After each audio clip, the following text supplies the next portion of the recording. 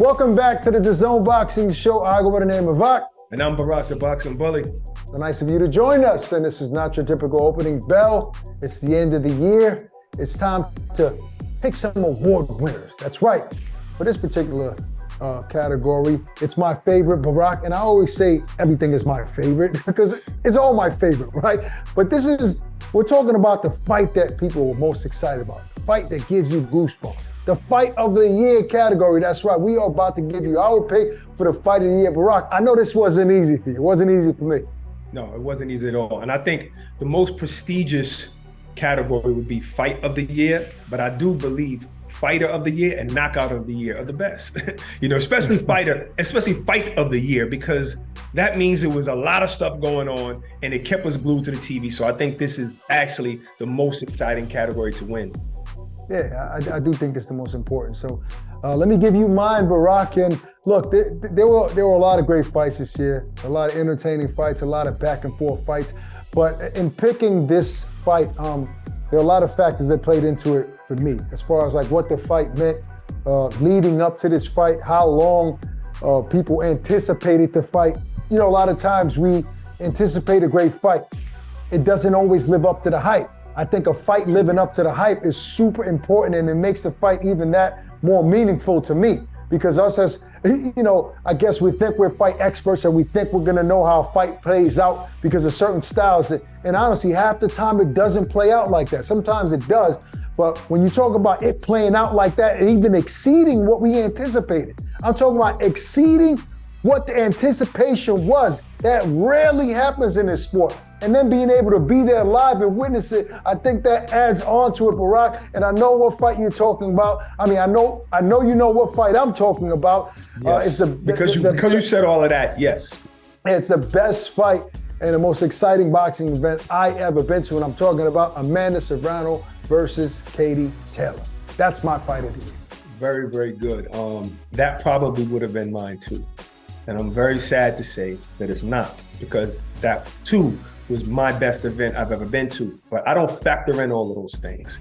I didn't go into Zepeda versus Baranchek saying, oh, this is a great build-up. This means a lot, or none of that. I just went into a fight not knowing that we was gonna get 8 knockdowns. And that became my fight of the year. So all of that other stuff doesn't matter. It was a very emotional moment for me that night. But this particular night, Erickson Lubin versus Sebastian Fundora. Ooh. I believe that is the fight of the year. Why? Because there's never been a fight of the year without knockdowns. Right. Amanda Serrano and Katie Taylor was a brilliant fight, but there was no knockdowns. This fight, there was 2 knockdowns. It was almost. Almost, maybe. But still, it was a couple of almost in this fight, and there were knockdowns in the second round. Matter of fact, Fundora was wobbled in the first round.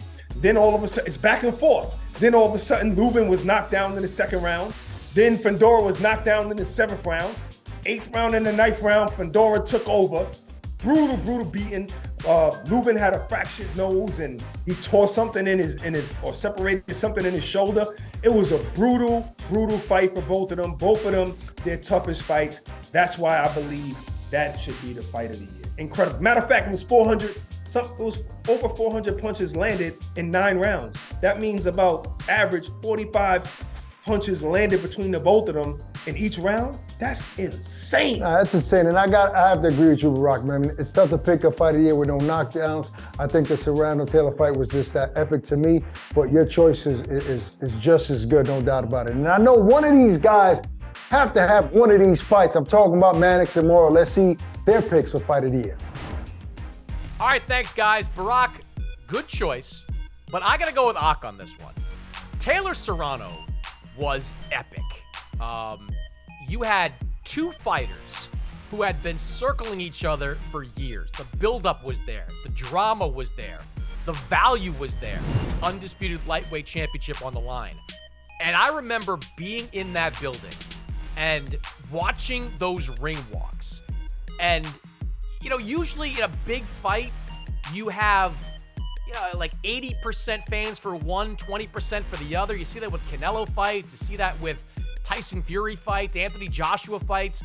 This was a fight that felt like a 50-50 split down the middle with the Irish fans supporting Katie Taylor and the Puerto Rican fans supporting Amanda Serrano. Then you get to the fight itself, and it had a little bit of everything. Competitive rounds early on, a dramatic rush in the middle rounds by Amanda Serrano, an incredible rally by Katie Taylor at the end.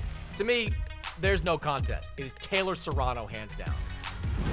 Hands down, and fists in the air, Mannix, I agree with you. This wasn't women's boxing, this was boxing. This was boxing's fight of the year, and like you said, it was pound for pound #1 versus #2, Serrano versus Katie Taylor, arguably.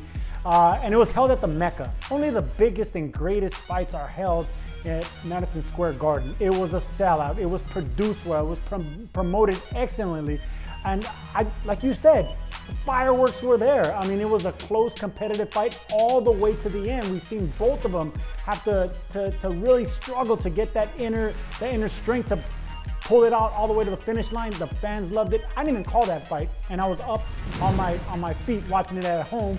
I was just so excited for not only women, not only boxing, but everything in general, because it was a great night, and that's your fight of the year. Thanks, guys. Look, I know you would agree with me. Barak he's the guy that goes against the grain all the time. He has to find another great fight. He's the only guy that's going to go and find and remember another great fight just so he can be different from us. I know for a fact that Serrano and Taylor was an amazing event and a great fight. But I know what kept us on the edge of our seats a little bit more was Sebastian versus Lubin. And that, I'm sorry. That's just how I feel. Well, I can't even be mad at you because it was such a great fight, all right? And that's our show for today, our fight of the year. Peace and love, stay safe. Out of here.